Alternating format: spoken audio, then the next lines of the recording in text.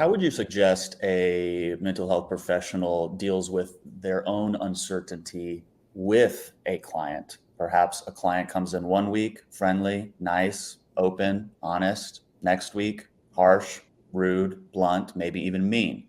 There's an uncertainty there. I don't know which client I'm getting this week. I have stress about that. What are your recommendations? So, one of the things is to really turn inward and ask ourselves, what about this situation makes me feel like I need to control it? What about this situation is bringing me this type of stress? Because, I mean, realistically, I likely have perhaps mean or judgmental or harsher clients. And then I also have the friendly, warmer, funnier clients.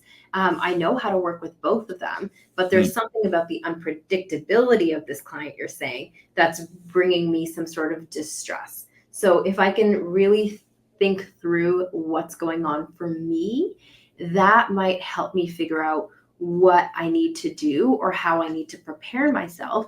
Or it might just invite me to sit in that discomfort without trying to change it.